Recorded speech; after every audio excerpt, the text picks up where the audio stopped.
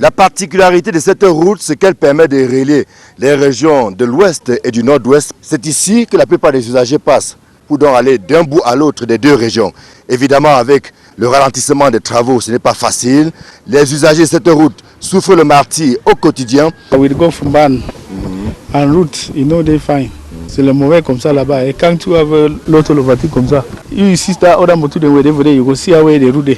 Je sors de Baba, après Babissi, de Ngokutunja, dans le département de Ngokutunja. Je suis en train d'aller à Douala. Depuis le matin que nous sommes quittés à 16h, à 6h, nous sommes encore ici à Bangourène parce que ça ne va pas.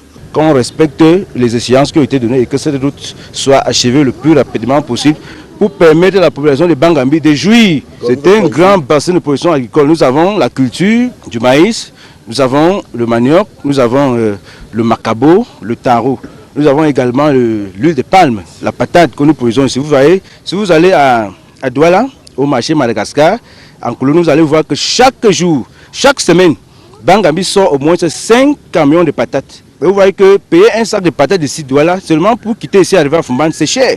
À peine 30% de travaux réalisés en 5 ans, il y a de quoi courroucer aussi bien le représentant du personnel que le gouverneur de la région de l'Ouest qui ne sont pas allés de main morte pour qualifier d'incompétente l'entreprise qui est mobilisée sur ce chantier. Premièrement, nous avons tout le temps les aérés de salaire. Voilà que nous sommes déjà à 5 mois, après ces 5 mois, parce que le 5e mois a commencé depuis le 25. Jusqu'à présent, nous n'avons pas les 4 mois passés. Nous souffrons, c'est pour ça que le chantier est en arrêt depuis 2 mois. On vient, on signe, on rentre. Il y a des engins qui sont passés raclés là parce que vous êtes en train d'arriver. Quand vous prenez le temps pour les parler, ils disent qu'ils ont compris. Le lendemain, ils ne font rien.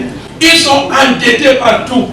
Dans des hôtels partout, endettés. S'il vous plaît, il faut qu'ils prennent un engagement. Je suis vraiment déçu, très déçu. Quand une entreprise vient engager des travaux dans un pays comme le Cameroun, elle doit savoir sur quoi compter. Moi, je croyais que d'ici 2024, nous pouvons déjà partir de Fumban et relier le nord-ouest sans aucun problème. C'est-à-dire que le gouvernement doit taper de poing sur la table. C'est ce pourquoi le ministre des Travaux publics est descendu sur le terrain pour essayer de lever les contraintes qui empêchent l'avancement des travaux. Il est question de tout faire pour que cela aille un peu plus vite. Nous osons espérer que cette visite va permettre le redémarrage du chantier et un redémarrage qui nous rassure que ça ira jusqu'au bout. Il ne faudrait pas lésiner sur les décisions à prendre, même s'il faut aller jusqu'à changer l'entreprise adjudicataire. Les travaux vont recommencer par section de 25 km, c'est-à-dire on aborde 25 km, on protège la chaussée, on couvre, on passe, ainsi progressivement.